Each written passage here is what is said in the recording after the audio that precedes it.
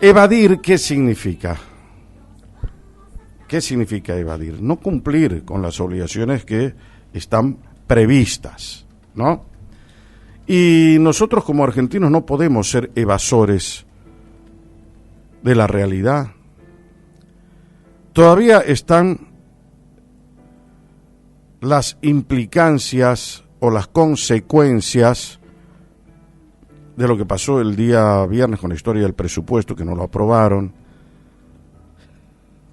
El gobierno, a través de todos los miembros del Gabinete Nacional, quejándose porque la oposición se comportó irresponsablemente, según ellos, y no aprobó el presupuesto. Siempre dijimos, no siempre, pero el día viernes dijimos que era una cuestión sumamente importante tamizar y balancear bien y no dejarse meter los dedos a la boca. No es que porque no haya presupuesto las obras no van a bajar. El año pasado no tuvimos presupuesto y se hizo exactamente igual. Porque el dinero que tienen los señores ahí guardado no es del gobierno nacional, es del conjunto de los argentinos, quiero decir, de todas las provincias, porque estamos en un sistema federal. Por lo tanto, no pueden amenazar con no enviarle el dinero a las provincias, las obras que están comprometidas. Y me llama mucho la atención, inclusive algunas opiniones que han vertido algunos diputados nacionales que intervinieron en esto y dijeron, no, que ahora no se van a hacer las obras porque esto, por el otro, y ahora estamos perjudicados en Salta. No, señor, no debería ser así. Si hay un gobierno realmente democrático y federal, todo debería seguir exactamente igual. El gobierno no tuvo un presupuesto, que no lo pudo elaborar, porque era un presupuesto dibujado. Ahora yo personalmente no estoy de acuerdo tampoco con la oposición, en el sentido que ellos dijeron, ellos no nos votaron jamás un presupuesto, o se enojó Máximo Kirchner y eso evitó que nosotros votáramos el presupuesto. Ese es otro disparate, porque quiere decir que estamos acá en un juego de niños, de chicos caprichosos, donde cada uno se enfada, se enoja, y dice, no, porque él me miró mal, ahora no le voto el presupuesto. Y el otro dice, no, esto jamás me votaron a mí un presupuesto, ahora tampoco lo voto. No. Lo racional, lo justo, hubiese sido que los señores fuesen al cuarto intermedio que se votó en un principio, hasta el martes, o sea, hasta mañana, y ahí hubiesen dicho, bueno, les hemos dado el tiempo necesario para producir las modificaciones que se requieren en el presupuesto para ser votado. Si los señores introducen esas modificaciones, hubiésemos votado tranquilamente el presupuesto. Pero como no las introdujeron, ahora no lo votamos. Ahí habría una clara justificación en ese sentido. Ese es un punto. El segundo punto que quiero tocar en la mañana de hoy tiene que ver con la Asamblea Constituyente, que va a terminar su labor el día miércoles, cuando a las 5 de la tarde se jure la nueva Constitución con las modificaciones hechas en 10 artículos taxativamente enunciados en la Ley 8239 de marzo del año 2021. Hay un avance, tengo entendido, vamos a ver si podemos hablar con alguno de los constituyentes que le comuniquen a la gente, como es su obligación, hacerlo. ¿Qué es lo que hicieron? ¿Cómo lo reformaron? ¿En qué términos quedó una constitución que no es de ellos ni del gobierno, sino que forma parte del patrimonio jurídico de todos los salteños? Entonces todos tenemos que tener información, conciencia y saber qué dice el articulado modificado. Y si nosotros además estamos de acuerdo con eso. El hecho que hayamos delegado una responsabilidad en ellos no significa que les hemos otorgado un cheque en blanco para que los señores modifiquen a piacere, lo que en definitiva tendría que ser un estilo de vida, de defensa. Ya dije el otro día, ¿cuándo se modifica una constitución? ¿Cuándo es pertinente una reforma constitucional? Es pertinente una reforma constitucional cuando la Constitución no contempla los casos de la vida real y no acompaña el proceso de cambio que tiene una sociedad, cuando la gente lo pide. En esos dos casos es pertinente la reforma constitucional. ¿Y acá qué pidió la gente? La gente pidió una democracia de mayor calidad. Eso significa que la mayor calidad viene precisamente en esta reforma por la alternancia en el poder que supone terminar con los mandatos eternos. O sea, no es solamente que el gobernador de la provincia haya prometido eso en campaña. Eso no es lo importante. Lo importante es que el pueblo decidió que tiene que haber una reforma constitucional que preserve los derechos democráticos y que la democracia cada vez sea de mayor calidad. Ahora, allí, bienvenida sea la decisión del gobernador, del doctor Sáenz, de haber aplicado esta reforma constitucional en beneficio de todos los salteños.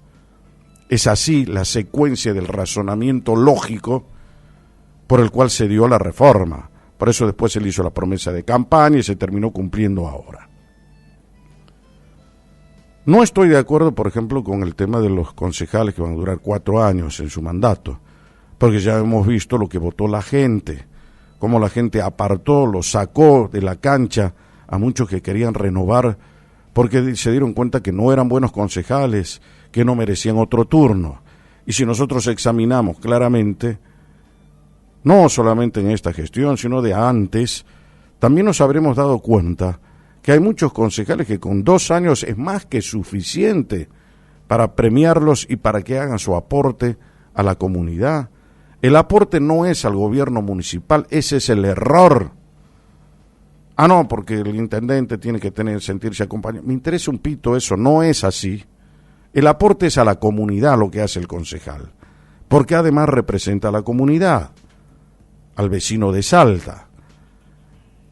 Entonces no tiene por qué el señor estar 4 años ahí. En muchos lugares del mundo dura 1 año y encima es ad honorem. Entonces, acá siempre vamos a contramano de lo que debería ser. En ese sentido, a mí me parece una insensatez.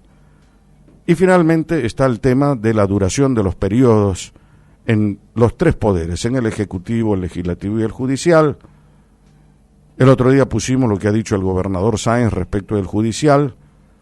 Decían que yo quería que se queden perpetuamente los jueces para garantizar mi impunidad. Eso es una mentira, dijo el gobernador.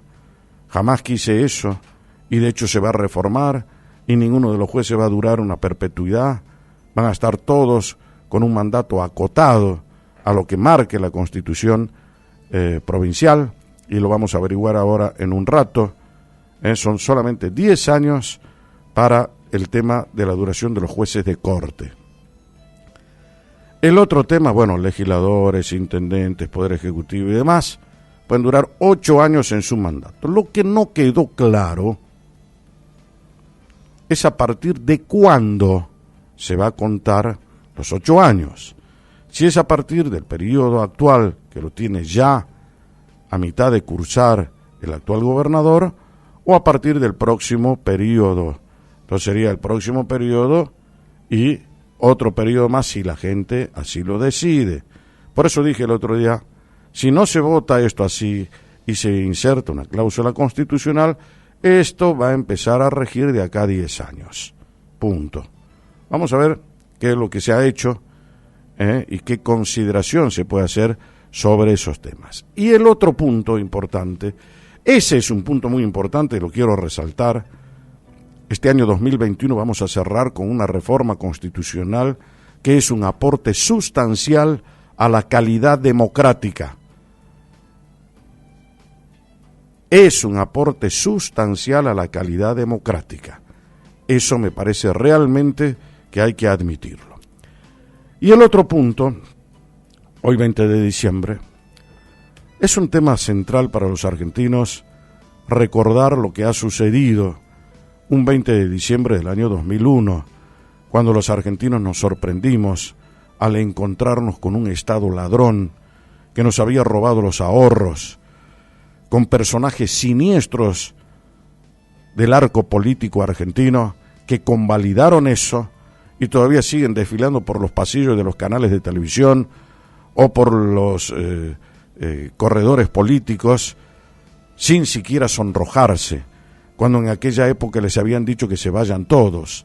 Así apareció Cavallo a seguir dando recetas, y muchos, como lo tienen a Duhalde, a todos los que lo tienen a Rodríguez Sá, que hasta el día de hoy sigue siendo senador.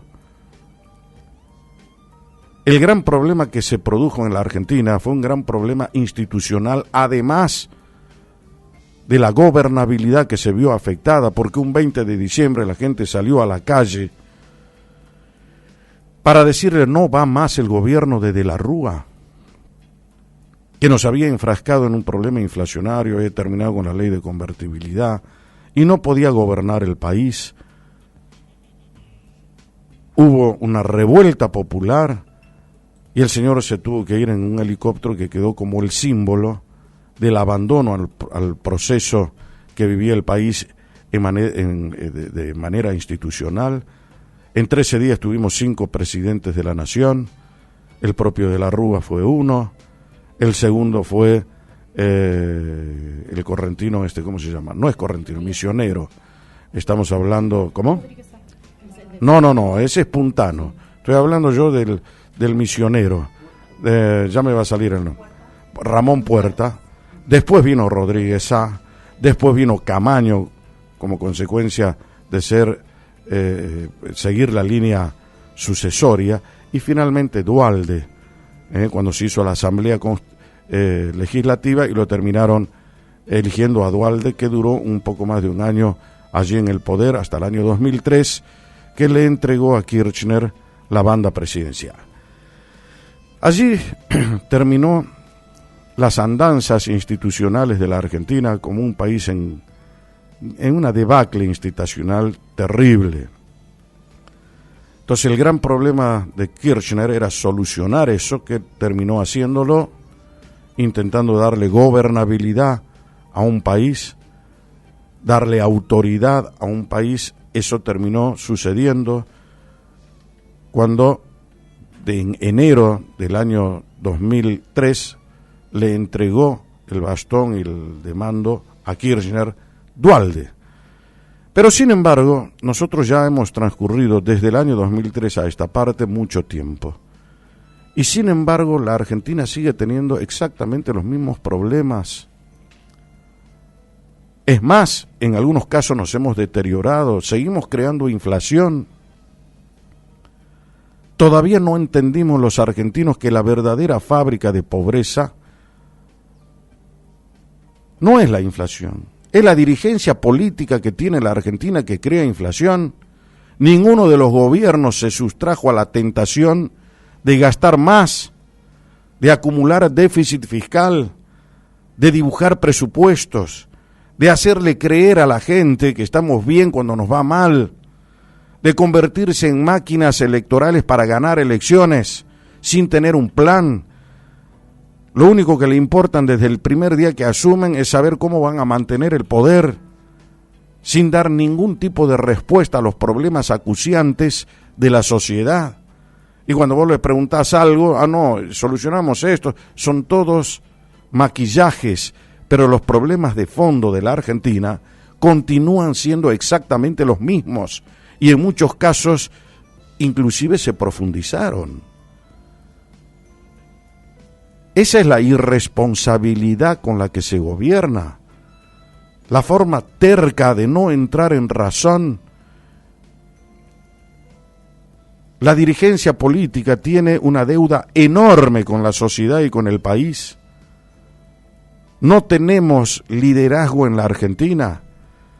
Son líderes de cartón los que aparecen, incapaces de aglutinar, de fusionar, de cohesionar a una sociedad que ahora encima tiene una grieta en el medio. Es tanta la división que tenemos los argentinos Porque la división no es política, la división es moral, son los valores que sustentan unos y otros que dan como consecuencia la división también política.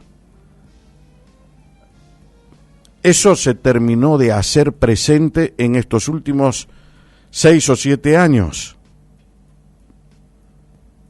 Estamos detenidos en el tiempo, todavía con un presidente, para que te des idea la calaña de personas que gobiernan.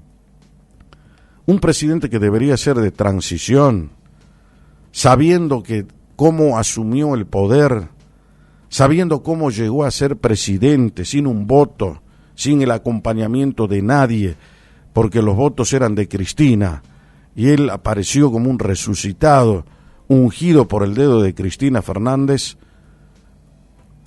a convertirse en presidente. Eso le dio un complejo político a Fernández, que hace todavía que ahora el señor, muy suelto de cuerpo, haya intervenido en el proceso electoral reciente, y que aún más, para profundizar su insensatez, diga, si las cosas van bien me voy a presentar el año 2023. Eso te está mostrando cuál es el grado de irresponsabilidad. La aventura política está a la orden del día. Entonces, no tenemos liderazgo en la Argentina. Por eso digo que los líderes son de cartón. ¿A quién puede liderar Fernández? El liderazgo de Cristina Fernández tampoco existe, solamente para un puñado de fanáticos que hacen que ella mantenga una porción del electorado, porque la imagen, según la imagen pública que tiene Cristina, según todos los sondeos, es la más alta en negatividad. La política de mayor imagen negativa en la Argentina es Cristina Fernández. Entonces no hay líderes. En el radicalismo pasa lo mismo. Ahora asumió allí como presidente de la Unión Cívica Radical el jujeño Morales. En el PRO hay 4 cabezas. Entonces la coalición cívica también la tiene hecha a un lado ya ahí a Elisa Carrió.